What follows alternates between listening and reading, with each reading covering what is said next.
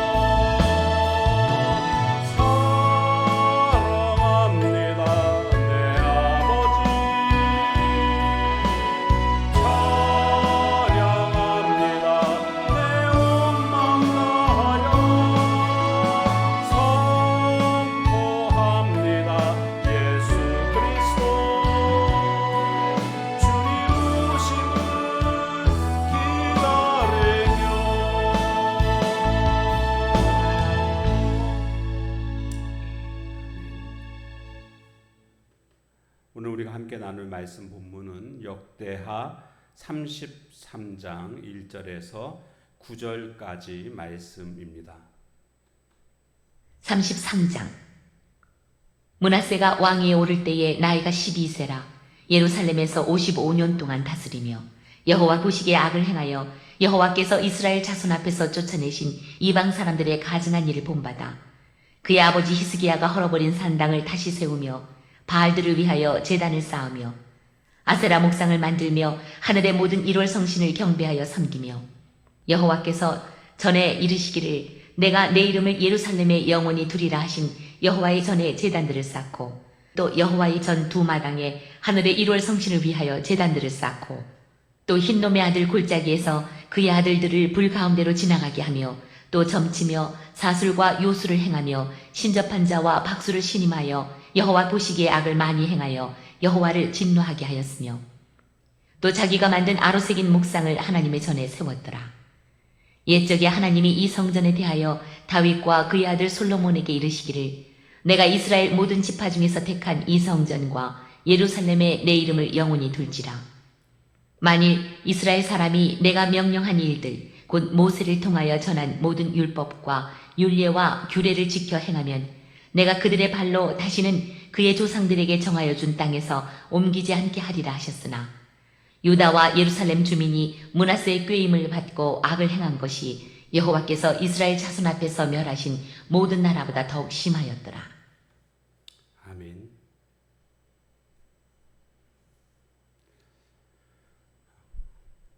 개혁하고 정화하는 데는 오랜 시간이 걸리지만 부패하고 타락하는 것은 한순간이구나 이런 생각을 해보게 됩니다. 히스기야가 일평생을 통해서 종교개혁을 이루지 않았습니까? 그런데 그의 아들 므낫세가 왕이 되고 순식간에 이 모든 것들이 무너지게 되는 모습을 보게 됩니다. 므낫세가 행한 죄악은 어떤 것들이며 그 결과는 어떠했는지를 오늘 우리는 본문을 통해서 살펴보려고 합니다.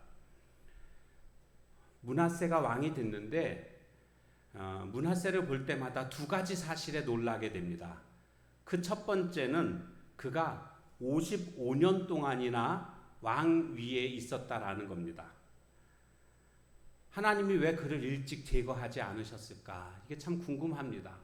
그렇게 악한 왕인데 그냥 빨리 좀 데려가시지 어떻게 55년이나 긴 세월 동안 그를 데려가시지 않았는가? 참 이해가 되지 않는 그러한 모습입니다. 그러나 또 이것은 하나님의 섭리가 또 있지 않겠습니까? 또 하나님이 그를 오랫도록 기다리시지 않았는가? 그가 돌이킬 것을 기다리셨던 그런 하나님의 마음은 아니었는가? 이런 생각도 해보게 됩니다.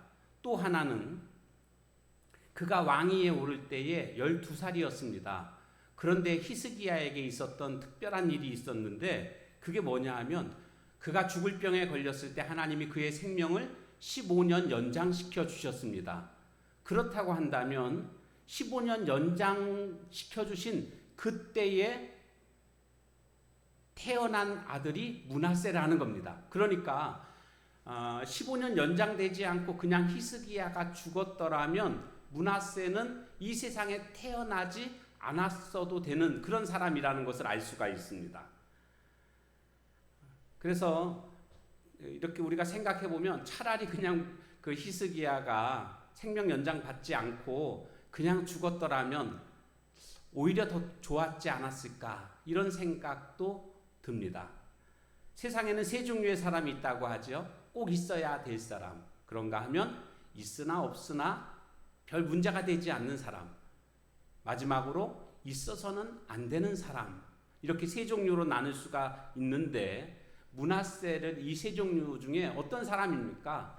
있어서는 안 되는 사람, 그 사람이 바로 므낫세입니다. 그런데 그가 히스기야의 생명이 연장됨으로 말미암아 이 세상에 태어나는, 그래서 이 므낫세에 대해서는 어떻게 평가할 수가 있는가 하면 태어나서는 안 될 사람이 태어났다, 또 이렇게도 우리가 생각해 볼 수가 있습니다. 오늘 그런 면에서 오늘 나는 어떤 사람인가 생각해 보면 어떤 사람입니까? 1번입니까? 아니면 2번입니까? 아니면 3번입니까? 하나님의 선한 뜻 가운데 우리 모두는 꼭 있어야 될 사람인 줄로 믿습니다. 자, 그런데 이 므낫세가요, 2절에 보면 이런 말씀이 나오고 있습니다. 여호와 보시기에 악을 행하여 여호와께서 이스라엘 자손 앞에서 쫓아내신 이방 사람들의 가증한 일을 본받아, 이방 사람들의 가증한 일을 본받았다라는 겁니다. 어떤 일들을 본받았는가 보니까 히스기야가 헐어버린 산당을 다시 세웠습니다. 그리고 바알들을 위하여서 제단을 쌓았고 아세라 목상을 만들었습니다. 그래서 이 아세라 목상을 하나님의 성전 안에다 드리지 않습니까? 그리고 일월 성신을 경배하며 섬겼습니다. 그리고 이 일월 성신을 섬기는 그 제단을 여호와의 전 안에다가 역시 두게 되는 것을 보게 됩니다. 그래서 여호와의 전에 제단들을 쌓았고 이런 말씀이 나오고 있습니다. 5절에 보면 여호와의 전 두 마당에 하늘의 일월 성신을 위하여 제단들을 쌓았는데 6절에 보면 또 흰놈의 아들 골짜기에서 그의 아들들을 불 가운데로 지나가게 하며 인신제사를 벌였다는 거죠. 하나님이 가장 싫어하시는 이 인신제사를 이 므낫세가 하고 있는 모습을 보게 됩니다. 그리고 또 점을 쳤고 사술과 요술을 행했고 신접한 자와 박수들을 신임했습니다. 하나님이 가장 싫어하시는 이런 일들을 했습니다. 그래서 여호와로 말미암아 진노하게 했다.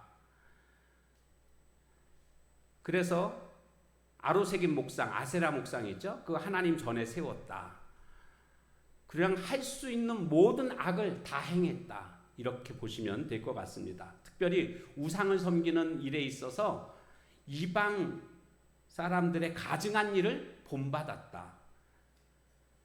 이방 사람들의 가증한 일을 본받았는데 진짜 본받아야 될 사람은 누구였습니까? 그의 아버지 히스기야의 모습을 본받았어야 되지 않습니까? 그는 누구보다도 신앙의 본을 보인 사람이라고 할 수가 있습니다. 그런 면에서 보면 본받아야 될 사람은 본받지 않고 본받아서는 안 될 이방인들의 그 모습들을 본받은 것이 바로 므낫세의 모습입니다. 그러니까 본받을 것을 본받지 않고 본받아서는 안 되는 것들을 본받은 그 결과는 비극일 수밖에 없다라는 것이죠. 이 므낫세의 악행은 백성들에게 그대로 다 영향을 끼치고 있는 모습을 보게 됩니다. 어떤 영향을 끼치는가 보니까 유다와 예루살렘 주민이 므낫세의 꾀임을 받고 악을 행하게 되는데, 어떤 모습을 보니까 여호와께서 이스라엘 자손 앞에서 멸하신 모든 나라보다 더욱 심하였더라. 그러니까 우상 숭배로 말미암아 하나님께서 멸망시키신 이방 나라가 있었는데 그런 나라들보다 더욱 더 많은 그러한 우상을 섬기는 그런 모습이 유다와 예루살렘 주민들의 모습이었다라는 겁니다. 그러니까 얼마나 그 우상을 숭배했는가를 알 수가 있습니다. 유다 나라가 어떤 나라입니까? 하나님이 택하신 나라고 하나님만을 온전히 섬기는 그런 나라가 바로 남유다 나라 아닙니까? 그런데 므낫세가 왕이 되더니 여호와를 버리고 이방신을 섬기는 이런 모습을 보여주고 있습니다. 오늘날에도요, 이런 모습들은 얼마든지 볼 수가 있습니다. 심지어는 그 예루살렘에 가보면 통곡의 벽이라고 있지 않습니까? 거기에 돌과 돌 틈 사이를 보면 새하얀 모습을 볼 수가 있는데, 그것은 사람들이 기도문을 써갖고 와서 그 안에다가 꽂아 놓았기 때문입니다.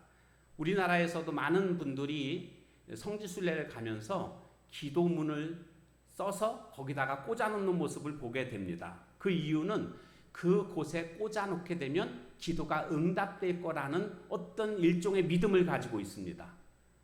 그래서 심지어는 갈 때 다른 사람들의 기도문을 다 받아가지고 그것들을 가지고 가서 거기에다 꽂습니다.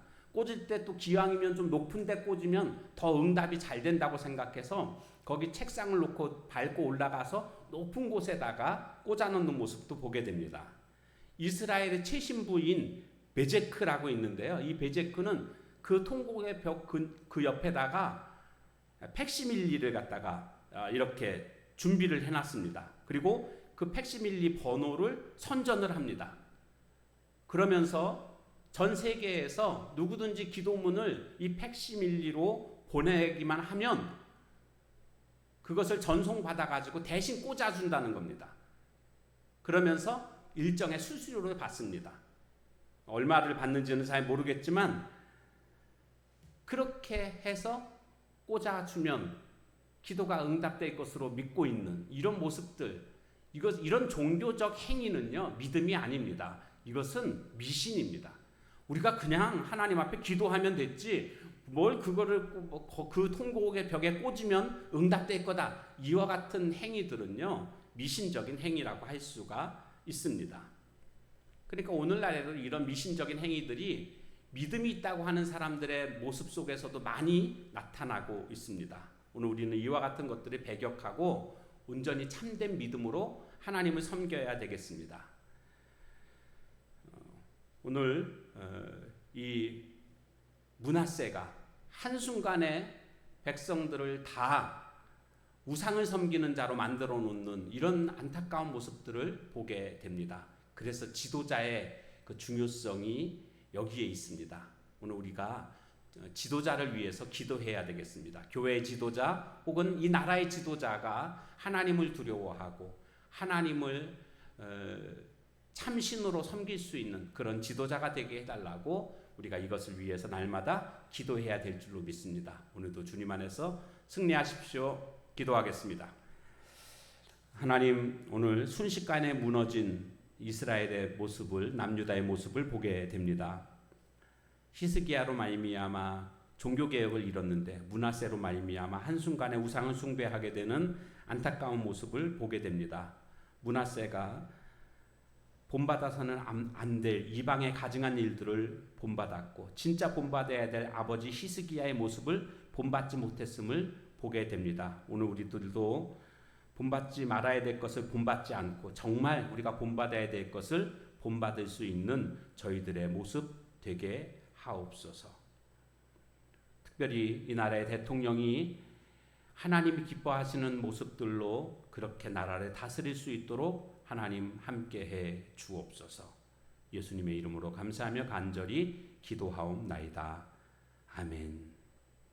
주신 말씀 붙들고 기도하시고 개인의 기도 제목 붙들고 또한 기도하는 시간을 갖도록 하겠습니다.